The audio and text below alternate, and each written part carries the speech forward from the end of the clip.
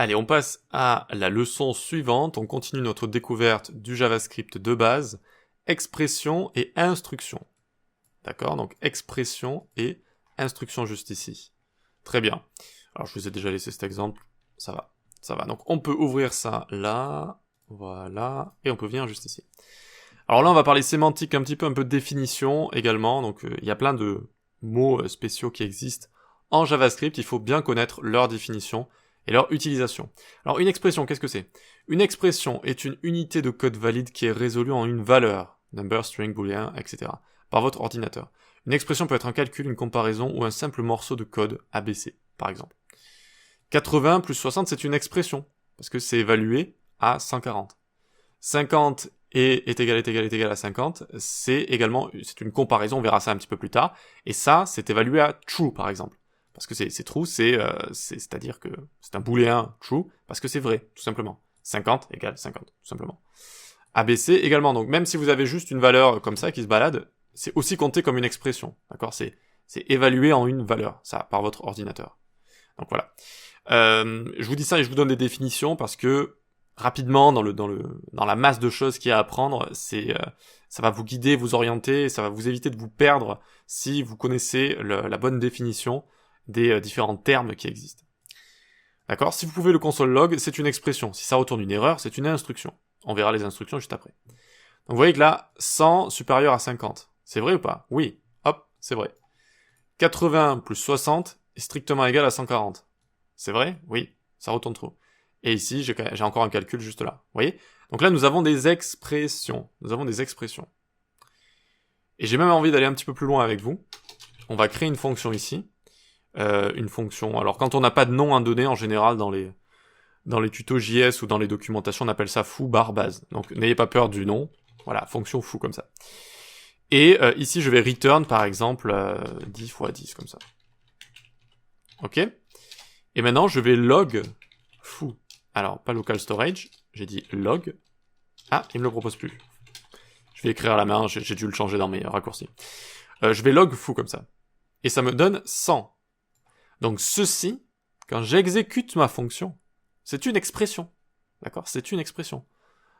Ici, c'est comme si j'avais écrit 100, si vous voulez. Par la suite, ça va vous être...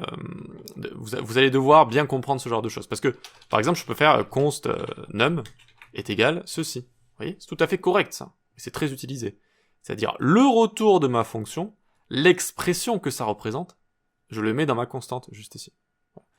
Ça peut paraître rien ici, mais vous verrez que par la suite, il faudra bien maîtriser ce genre de choses mentalement.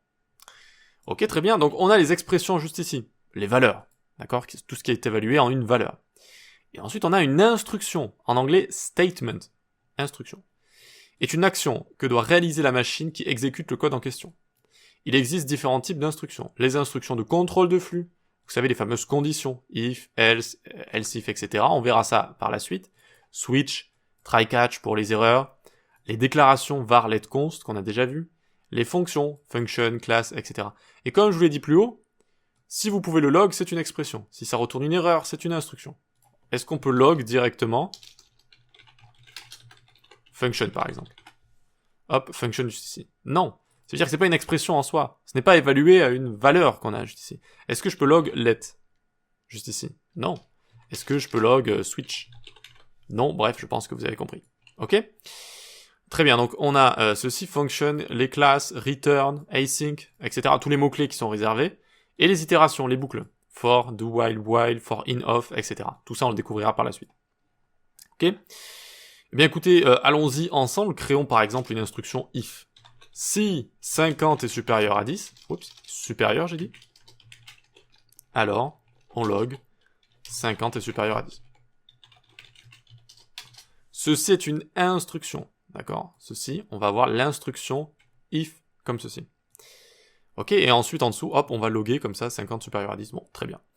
On a la déclaration de fonction, donc je l'ai montré juste au-dessus, on peut le reprendre, on va pas s'embêter. Hop. Tac. Donc là, on a la déclaration de notre fonction avec le mot-clé function. Et par exemple, const également, juste ici, on pourrait avoir age. Alors, ben non, vu que age, ça va être quelque chose qui change, qu'est-ce qu'on pourrait donner? Username, voilà, on va pas s'embêter. égale Tom. Et donc là aussi, on a la déclaration d'une constante. Et voilà, donc ça aussi, ça fait partie des instructions qu'on va pouvoir donner. Voilà. Alors que si on essaye de faire ce genre de choses, console log username, comme ceci, on va avoir une erreur. D'accord? On a une erreur juste ici. On ne peut pas le loguer tel quel. D'accord? On ne peut pas le loguer tel quel. Voilà pour la différence. Alors c'est vraiment de la sémantique juste ici, on reviendra en profondeur, mais c'était pour que dans le futur, vous puissiez bien comprendre expression et instruction. Donc en anglais, on utilise aussi le terme expression, ok? Mais en anglais, sinon c'est statement pour tout ce qui est instruction. Il faut bien comprendre la différence entre les deux. D'un côté, on a une valeur qu'on va pouvoir utiliser, qu'on va pouvoir mettre dans une variable, qu'on va pouvoir retourner, on va pouvoir faire des calculs avec, etc. Et de l'autre, on a une instruction qui va nous permettre d'exécuter du code d'une certaine manière et d'exécuter certaines actions. Voilà, pour la sémantique. Allez, on passe à la suite.